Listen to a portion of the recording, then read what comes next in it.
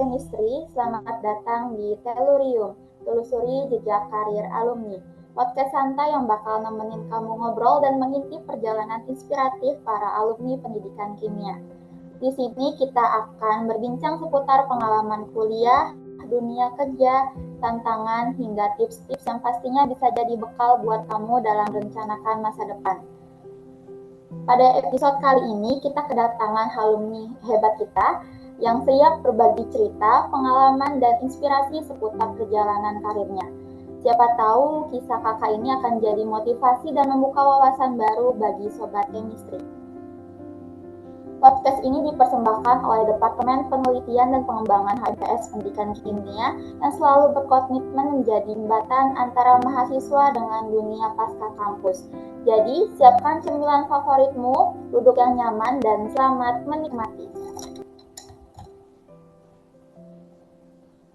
Oke, mungkin sebelum masuk ke pertanyaan, kakak boleh ceritain profil singkat tentang kakak dan juga kesibukan kakak belakangan ini ngapain aja sih, Kak? Gak ngapa-ngapain.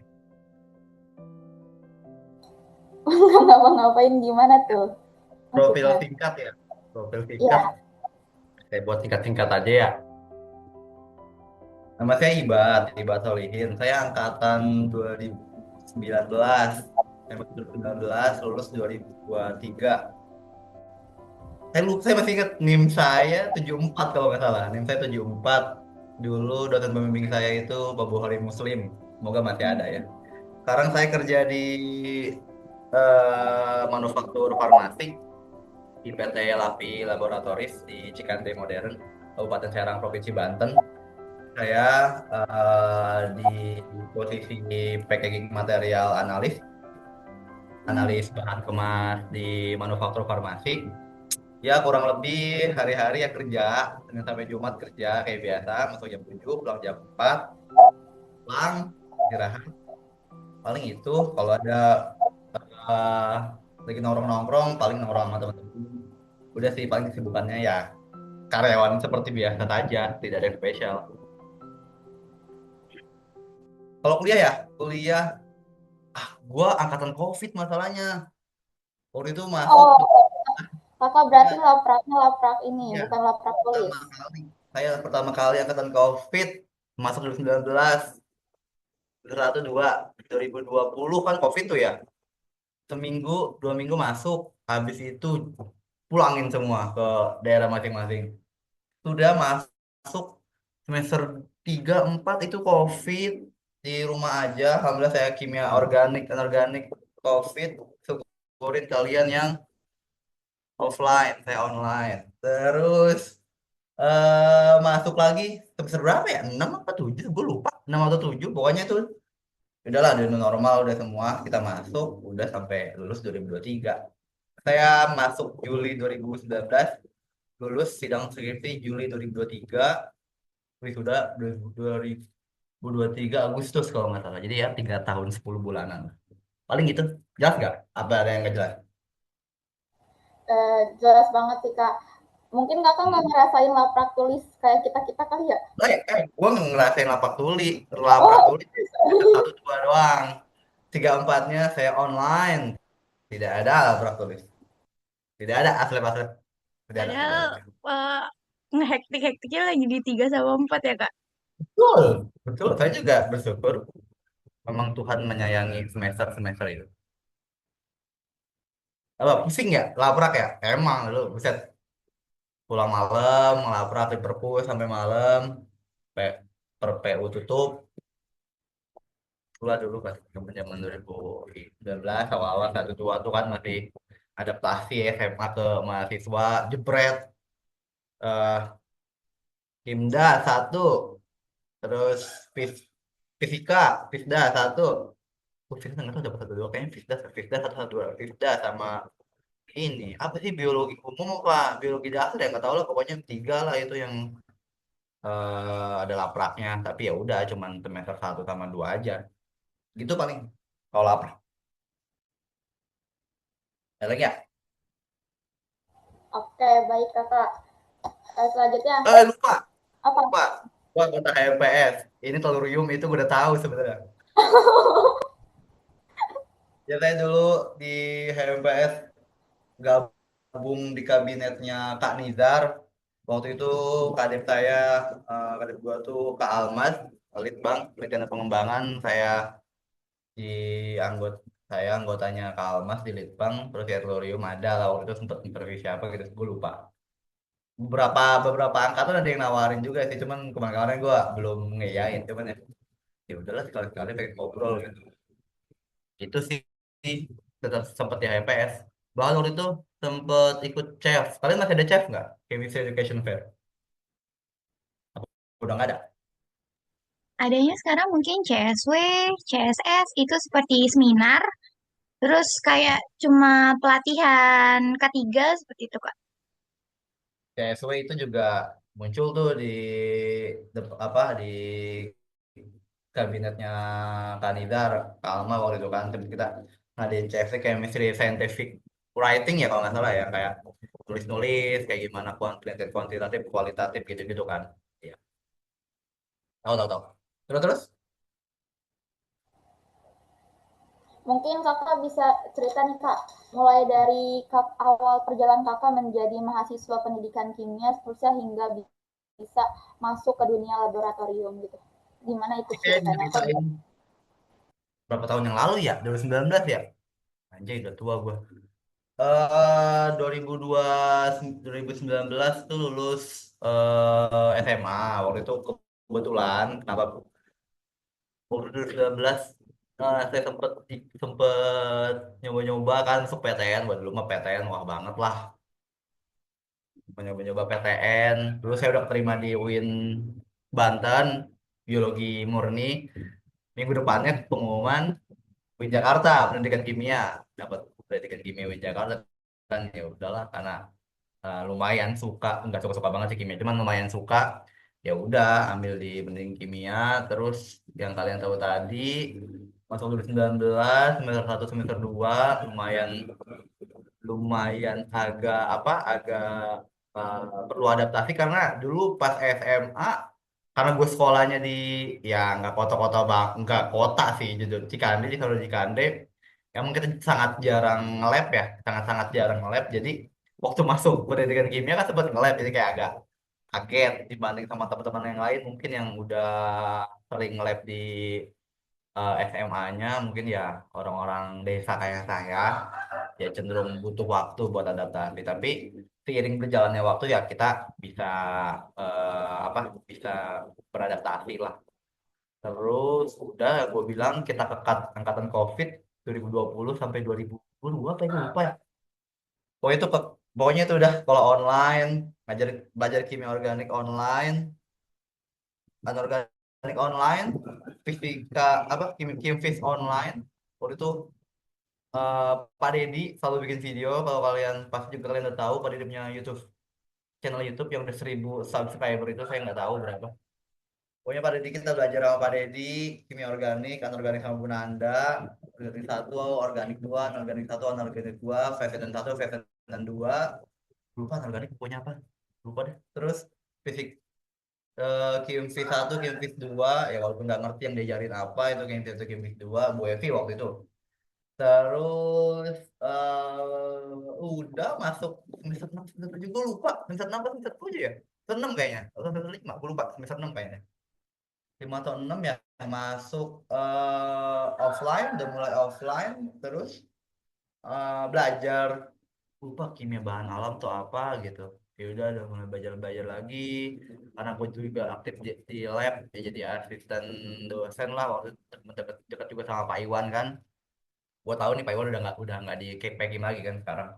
Gue udah sama Pak Iwan yang apa yang megang labnya dulu Pak Iwan. Terus saya jadi aslab lah ya, jadi asisten dosen lah, ngasetin yang masih mahasiswa baru. Terus udah paling itu doang, sama sempat praktikum kayaknya sedikit.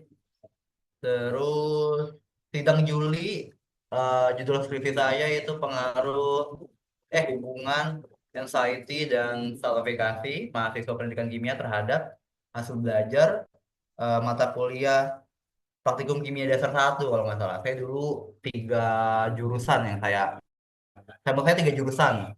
eh IPA, IPA, kimia, fisika, biologi itu angkatan 2000 berapa ya? Gue lupa. 2020, 2000 berapa? Pokoknya 3 angkatan total sampel saya 300-an lebih kalau nggak salah. Terus udah lulus waktu itu pembimbing skripsi saya tuh Ibu Salama Agung PhD, Wadek 3. Penguji saya Dr. Burhanuddin Milama MPD, Bapak Burhan, saya masih ingat pertanyaannya. Terus sama Bu Nanda Saridewi MSI. Bu Nanda masih ngajar kan ya?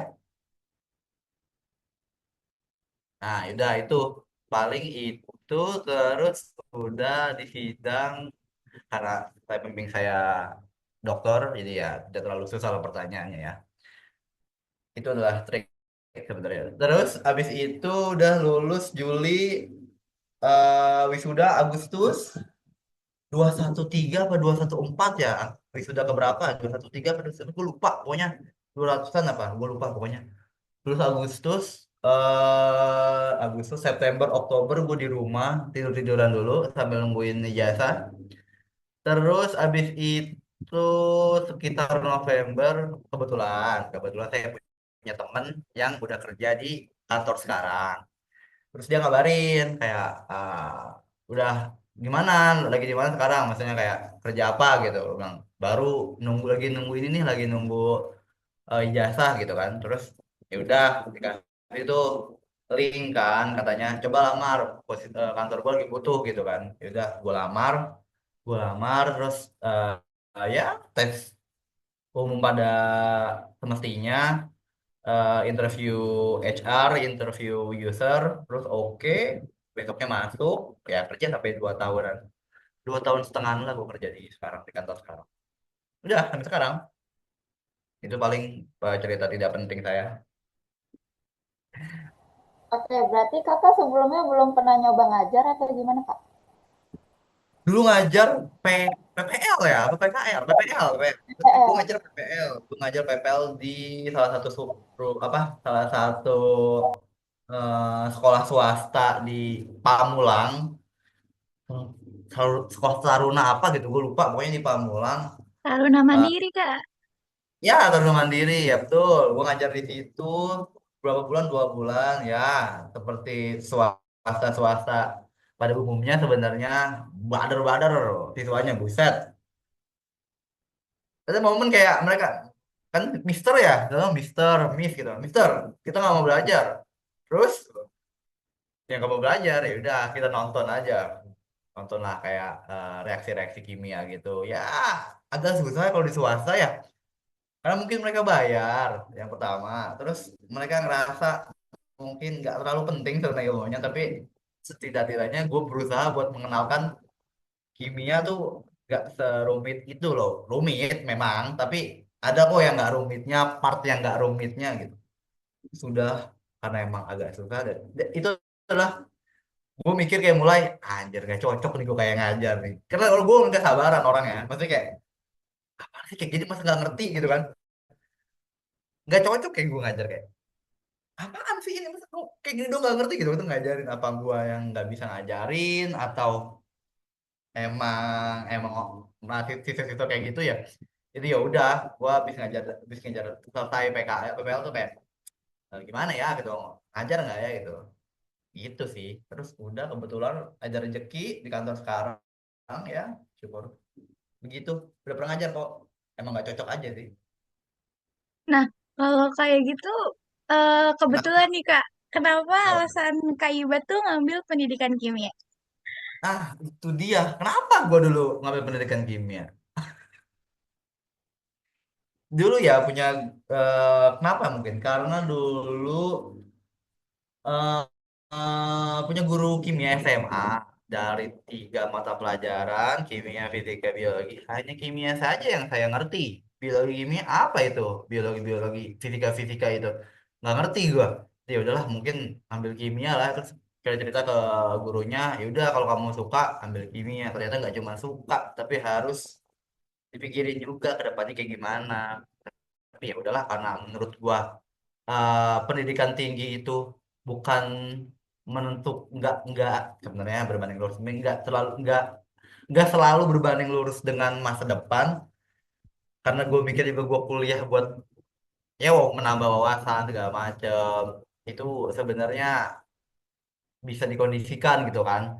Ya udah, aku coba pendidikan kimia, terus ya udah keterima. Sebenarnya gue ngambil dua. Pendidikan kimia pilihan kedua kalau nggak salah.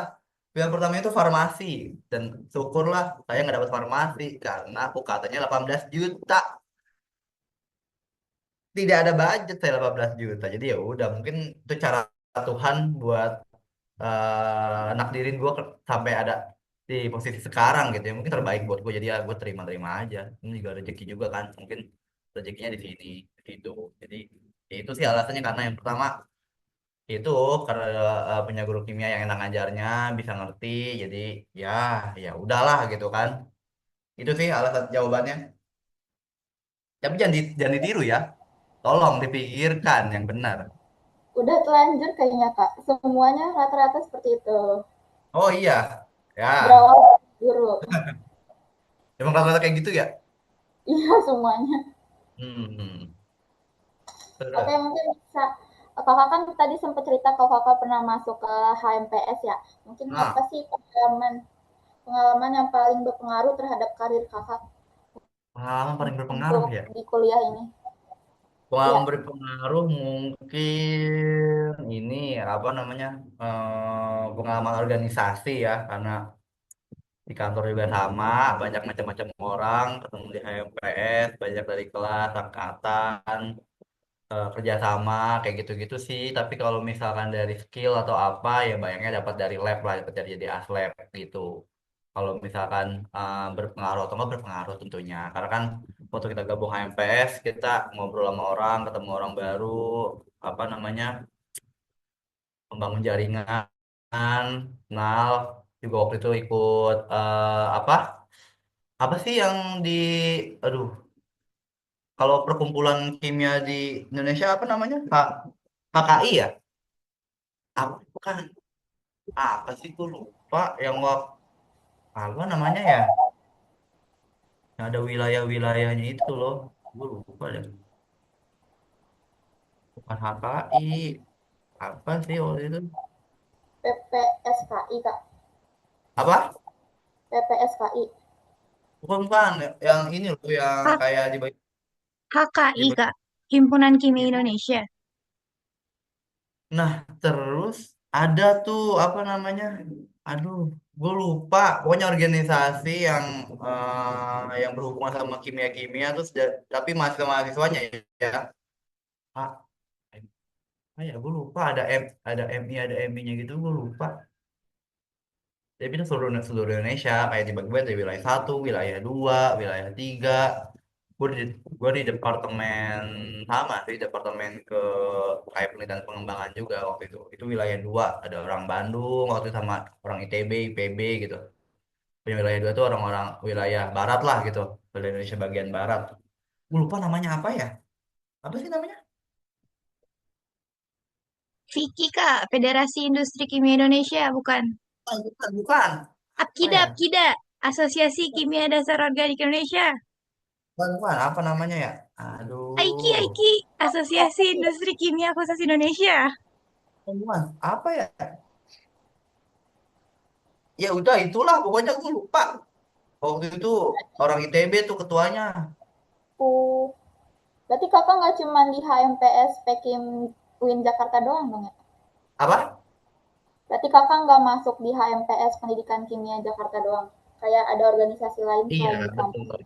Itu kan kalau kita mau masuk ke yang seluruh Indonesia itu kan dari HMPS, HMPS ya. Gue masuk ke itu karena gue HMPS juga gitu. Duluan juga Oh, itu ya waktu pres Nijar kalau nggak salah. Kanijar 2018 tuh. Itu paling itu sih kayak kerjasama, terus channel kayak kayak apa namanya, memperluas jaringan, terus sama orang, cara ngobrol sama orang itu penting banget jujur. Skill-skill itu yang didapat. Oke, kejawab nggak? Oh, kejawab, Kak. Berarti kan tadi dari pengalaman organisasi, terus yang awalnya Kak Iba tuh juga tahu tentang tellurium sampai sekarang yang jadi apa Hmm. narasumbernya juga. Terus Hmm. sempat tadi notice kalau Kak Ibat juga pernah jadi aslep, terus banyak aktif di organisasi luar. Menurut Kak Ibat, apa sih keterampilan yang semasa kuliah itu Kak Ibat kembangkan yang berguna Pakai. banget buat di kerjaan dunia kerja sekarang? Oh, kalau keterampilan di lab ya, paling karena gua di kantor itu kurang lebih udah disediain alat-alatnya atau apa bahan-bahannya gitu. Paling kayak kita kalau kalian belajar kimia dasar kayak bikin pembuatan larutan, terus titrasi, itu sih yang kepake karena kita di apa di kantor karena gue jadi analis ya paling ya basic-basicnya tuh minimal harus tahu gitu kalau ngoperasiin alat-alat kayak spektro, HPLC itu kita kan nggak ada ya kalau di pendidikan kimia kan nggak ada itu orang kimia murni orang teknik kimia mungkin gua nggak tahu orang kimia murni mungkin ya kayak instrumen-instrumen industri itu ya nggak dapat di jurusan gitu dapatnya di tempat yang lain karena kayak ikut pelatihan ikut course apa gitu itu paling kalau dasar-dasarnya ya udah kayak kita dasar-dasar pembuatan larutan literasi terus apa namanya analis data udah sih paling itu aja kalau misalkan yang dapat dari lab terus ya dari HMPS atau berorganisasi yang lain ya itu soal kerjasama inisiatif gitu-gitu terus macam-macam orang kita tahu kan udah lagi gimana jadi itu skill-skill soft skill lah ya hard skillnya sih itu kayak yang di lab itu sih paling nggak terlalu banyak ya lebih banyak dapat di luar kayak ikut training ikut pelatihan ini pelatihan itu aja kebetulan habis gua tidak habis lulus habis wisuda tuh habis nungguin apa nungguin ijazah sempat ikut pelatihan pelatihan itu sih yang lumayan ngebantu di CV juga kan perlu dicantumin kan jadi ya lumayan bantu lah itu paling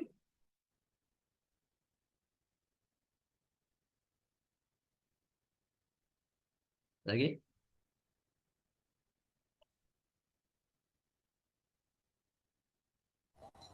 Mungkin kan di luar sana banyak sobat chemistry nih kak yang mau masuk ke dunia laboratorium. Kira-kira kakak bisa ngejelasin nggak pekerjaan kakak tuh di laboratorium ngapain aja sih? Terusnya apa tantangan yang menurut kakak tuh susah banget untuk masuk ke dunia laboratorium? Oh, seperti yang gue bilang ya, karena gue jadi packaging material analis. Kalau kalian, em, kalian pernah lihat obat kan? Obat tuh kan ada bahan pengemasnya ya. Sebenarnya kalau di industri gue tuh ada dua, ada packaging material sama raw material. Raw material itu yang bahan baku tuh isinya orang murni-murni semua tuh, orang kimia murni, orang farmasi, orang analis kimia. Yang packaging material tuh kayak gua ada sih orang murni rata-rata teman-teman gua orang murni gua doang nih yang bukan orang murni di kantor.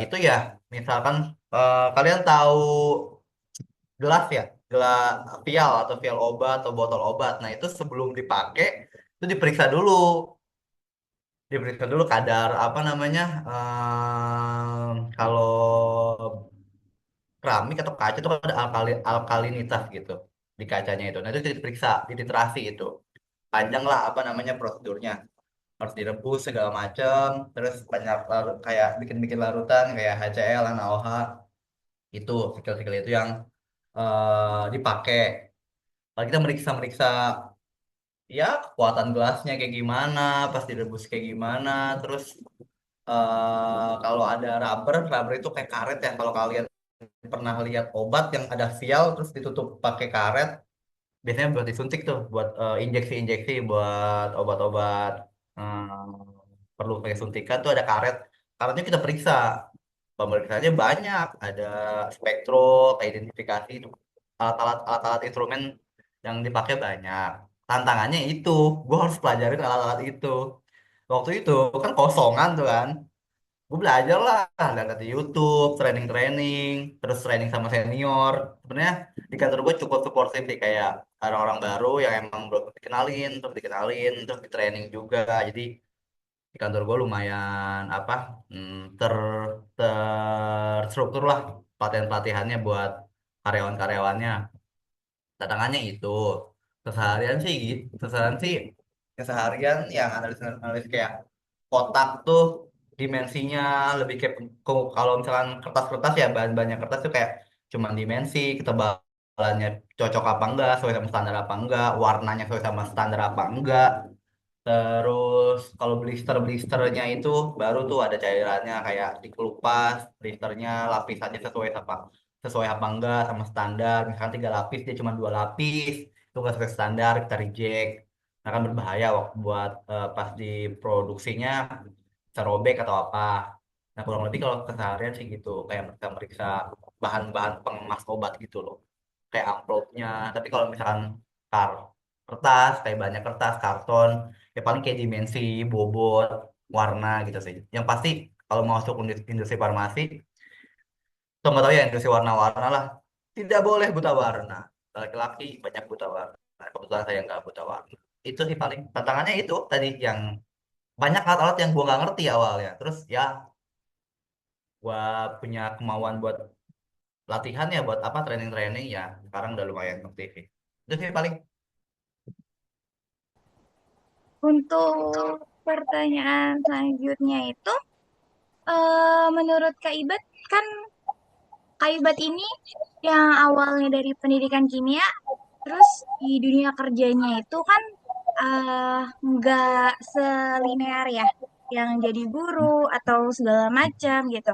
Nah, ada nggak sih em, masukan dari Kak Ibet atau saran-saran atau kayak semacam nasihat buat adik tingkatnya ke depannya akan harus bagaimana gitu, karena kan yang namanya di pendidikan kimia ini juga kita semua tahu Kak, kalau misalnya dari kita itu nggak semua orang punya passion menjadi guru, dan tidak semua juga punya keinginan dari dasar hatinya tuh jadi guru gitu.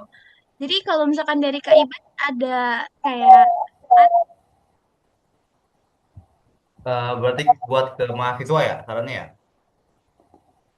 Kalau dari gua, karena eh, semua mungkin ada ini ya, ada takdirnya, punya jalannya masing-masing, punya kereta tujuannya masing-masing. Kalau sekarang kalian masuk pendidikan kimia, tapi berarti sekarang semester berapa? Kalian semester berapa sekarang? Semester Dua. 2. Oke, kalau menurut gua sekiranya memang kalian nggak passion ke ngajar, atau nggak ada kepikiran buat ngajar, kalau masih semester-semester awal, ini saran ya, ini saran berdasarkan referensi yang gue punya. Menurut gua, kalau misalkan kalian masih semester-semester awal, kalian boleh cari apa yang kalian pengen. Kalian mau jurusan apa? Kalau semester awal mungkin masih ada waktu, sekiranya memungkinkan. Kalau orang tuanya dukung, budgetnya ada, semua mendukung, itu mungkin bisa dicari lagi jurusan lain selain jurusan pendidikan kimia yang outputnya jadi guru nanti harusnya. Tapi sekiranya emang nggak ada hal yang dapat mendukung, atau udah terlanjur nyembur kayak udah semester lama gitu ya, semester 5, semester 6, udah sayang kalau mulai dari awal. Kalau mulai lagi di kampus lain butuh waktu panjang gitu, jalanin aja. Sebenarnya jalanin aja, dan dengan kata lain, terima dulu aja kalau kalian di pendidikan kimia.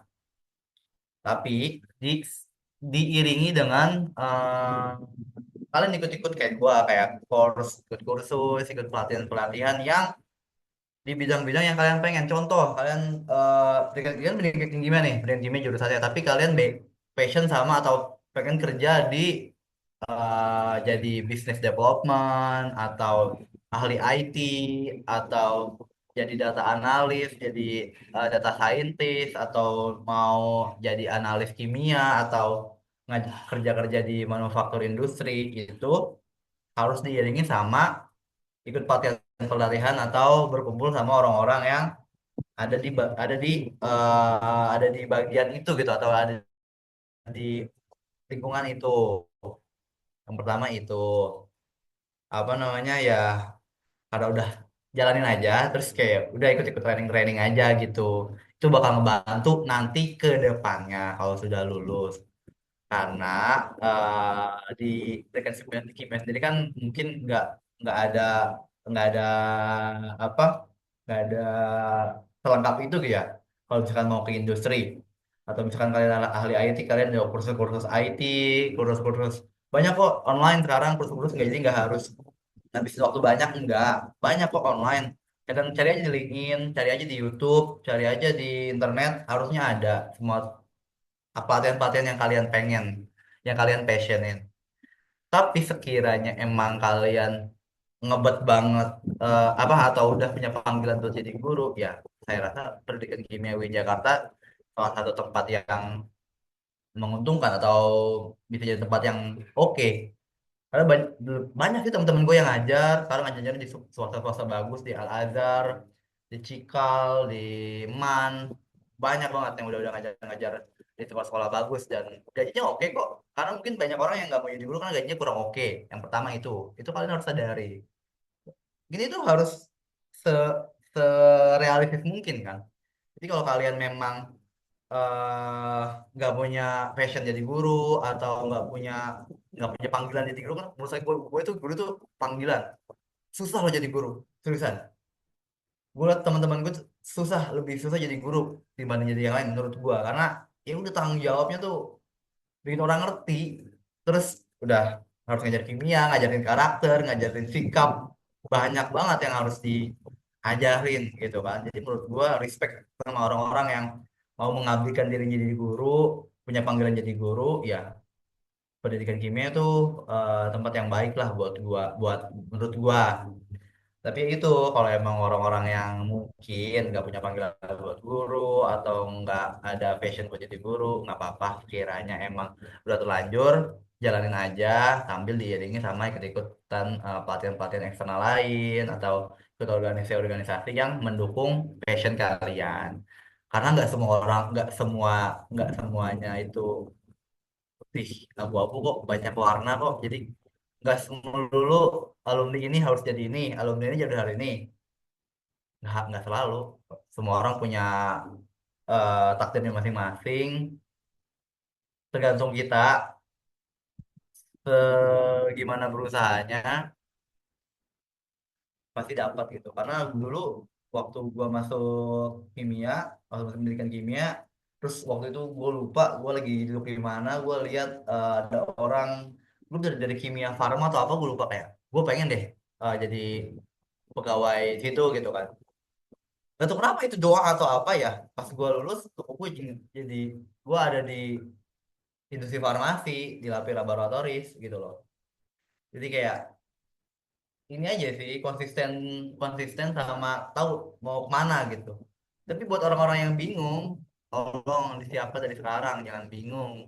Kan harus tahu paling ke depannya kayak gimana. Gua kasih tahu nih.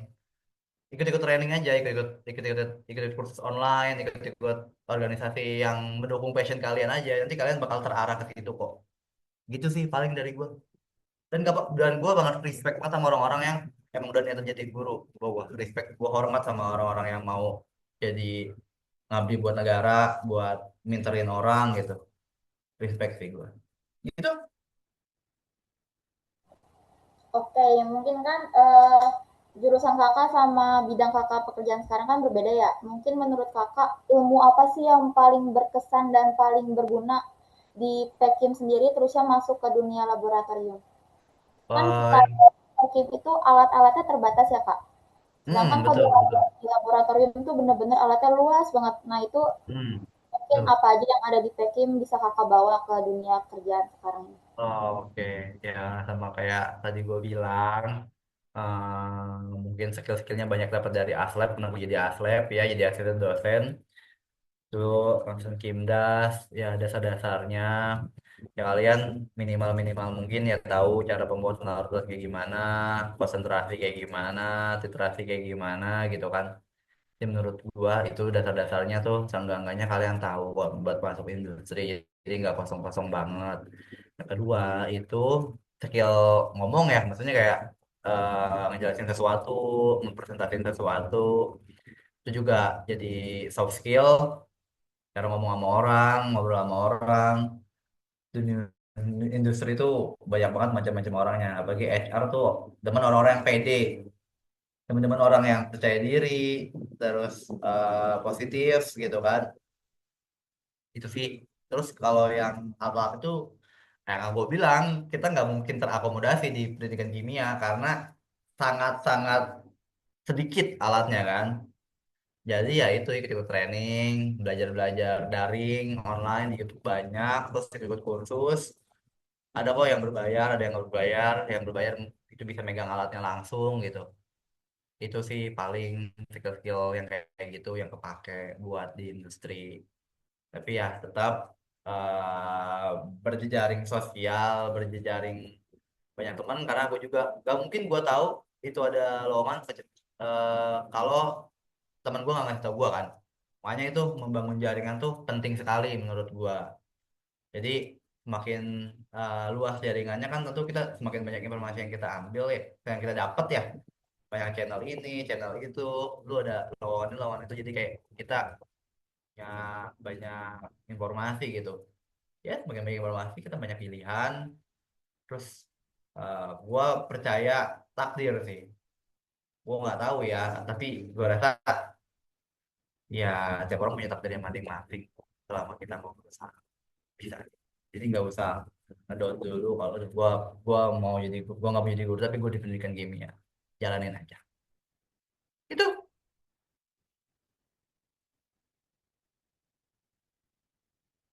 Berarti kalau misalnya dilihat dari masa lalu gitu, ada nggak sih kayak Kak Iba tuh misalnya pas di perkuliahan saya akan menjadi lebih seperti ini lagi gitu. Apa yang misalkan Kak Iba pengen upgrade di masa perkuliahan Kak Iba dulu supaya mungkin di masa depan nanti Kak Iba bisa lebih gacor lagi gitu.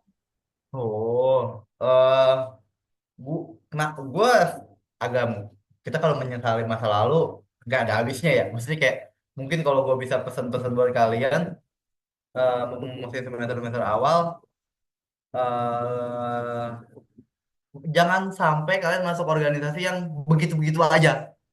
Maksudnya kayak monoton, rapat sampai malam, agak tahu apa yang dirapatin agak penting daripada masuk organisasi kayak gitu. Mending kalian ikut organisasi yang kalian suka gitu loh. Kalau kalian suka IT, kalian ikut organisasi IT, misalkan walaupun banyak kok. Maksud gua daripada kalian ngabisin waktu di tempat yang nggak nggak nggak se-passion sama kalian, nggak searah sama kalian, buat apa nggak buat wasting time kan, maksudnya buang-buang waktu gitu kan. Jadi pakai buat training kayak buat kursus online, buat belajar online, tapi bukan dalam artian kalian jadi individual ya. Karena berjejaring waktu masa kuliah itu penting. Sampai sekarang penting. Sampai sekarang kerja penting. Jadi hindarin organisasi-organisasi atau perkumpulan-perkumpulan atau teman-teman pun yang menurut kalian tuh ya udah monoton di situ-situ aja gitu. Gue sempet juga ikut-ikut kayak gitu, tapi karena ini apaan sih maksudnya ngobrol malam-malam terus atau apa gitu. Kayak buat ngobrol mungkin iya ya, tapi kan udah lama sering kayak gitu tuh kayaknya kurang cocok sama gua gitu. Jadi udah gue belajar-belajar yang lain gitu. Tapi menurut gua kalau kalian masih baru terus kalian punya waktu, ikut-ikut seminar-seminar yang kalian suka. Dan ikut seminar, jangan ikut seminar yang kalian nggak tahu maksudnya apa. Ikutlah seminar, ikutlah pelatihan yang kalian suka, kalian passion, kalian tertuju ke arah itu gitu, ke yang kalian pengen gitu.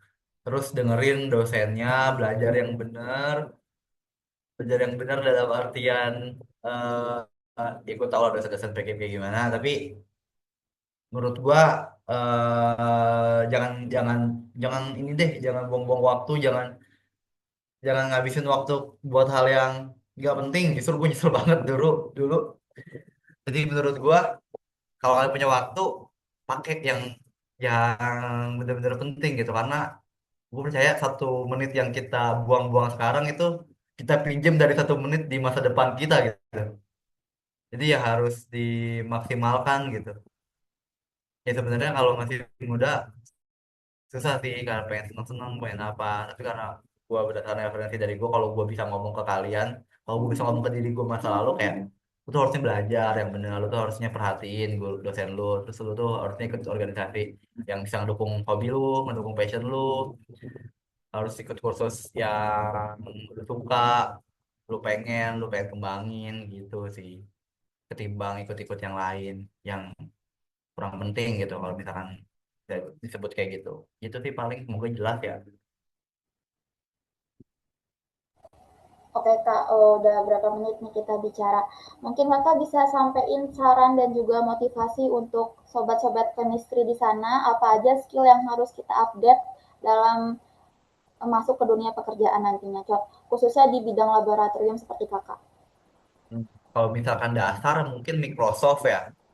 Gua Hmm. banyak nemuin orang-orang baru di kantor gua yang agak kurang jujur. Mahasiswa yang baru lulus terus udah masuk kerja gitu.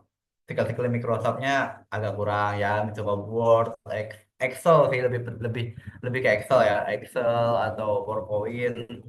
Itu dasar banget, kalian harus paham, harus ngerti cara pakainya kayak gimana, cara cara ngolah data kayak gimana itu. Yang kedua, ya emang sesuai sama industri-industri yang kalian pengen. Kalau misalkan kalian industri industri manufaktur, farmasi atau kimia atau lainnya, ya basic-basic atau materi-materi kayak apa namanya, alat-alat instrumen-instrumen manufaktur itu kalian harus punya dasarnya gitu, harus punya apa, backgroundnya gitu. Seenggaknya dasarnya kalian harus tahu gitu. Sisanya berjejaring sosial sih, channel-channel, punya teman di industri-industri, terus punya kenalan-kenalan, itu sih menurut gua yang sangat-sangat diperluin. Jadi buat teman-teman PKIM yang dengerin ini, eh, terus aja kalau mau belajar kita nggak ada habisnya, terus aja ikut-ikut kursus, ikut-ikut organisasi yang mengembangkan soft skill atau hard skill kalian. Buat yang mau ke industri-industri farmasi atau industri-industri lainnya, ya minimal minimal sekali kalian tahu, harus paham dasarnya gitu gitu. Terus ya kalau yang masih berkutik sama organisasi yang dirasa buang-buang waktu sih, menurut gua jangan ya. Atau maksud gua kayak penting kalian ikut ke hal-hal yang bermanfaat, hal yang bisa ngembangin soft skill atau hard skill kalian. eh Banyak kok di internet, banyak kok di luar sana yang nyediain, yang gratis juga ada. Jadi jangan berpikir soal dana. YouTube sekali kalian punya kuota bisa ngakses, bisa belajar gitu. Terus buat teman-teman yang ngerasa salah jurusan, apalagi yang sudah semester 5 6 telat, kenapa baru sadar sekarang? Jadi ya udah nyembul nih, udah kayak gimana ke depannya, apa yang mau diberesin, apa yang mau dibenerin gitu. Kan udah lanjut aja habis apa namanya, habis selesai S1, baru kalian eh, dapat apa yang kalian cari nanti, apa kalian pengen gitu. Jadi kalau misalkan ngerasain ngerasain salah jurusan, nggak usah terlalu dipikirin lah, fokus aja, jalanin aja, nanti juga ketemu gitu akhirnya kayak gimana. Yang penting kalian udah berusaha. Tugas kita kan cuma berusaha ya, habis berusaha kita tawakal ya. Jadi ya udahlah, udah berusaha, udah semaksimal mungkin ya. Cuma gimana Tuhan, kayak gimana nantinya, karena kan nggak mungkin Tuhan ngasih ujian atau cobaan yang lebih dari kemampuan kita ya. Barangkali ini ya udah jadi takdir kita buat di pendidikan kimia, dan pasti ada hikmah di belakangnya kan. Jadi ya udah, jangan langsung mikir aduh gua gimana masa depan, gua gue juga dulu mikir kayak gitu, tapi seiring berjalan waktu kayak daripada gua nyalahin diri gua dulu, itu gua jalanin aja deh, gua hadepin aja. Dan apa yang kita apa yang kita takutkan itu belum tentu terjadi, dan apa yang kita inginkan belum tentu terwujud ya. Jadi ya udah, ngapain dipikirin apalagi yang belum terjadi gitu kan. Usaha aja tuh. Itu sih buat teman-teman yang punya panggilan jadi guru, terusin. Bilang mau menjadi dosen langsung S2. Banyak teman-teman gue juga yang udah S2 di IPB ada, di UPI ada. Jadi ya, uh, percaya aja sama diri kalian sendiri. Itu sih. Baik, udah nggak terasa ya dari kita ngobrol-ngobrol tadi, kita ternyata udah sampai di penghujung episode Telurium kali ini.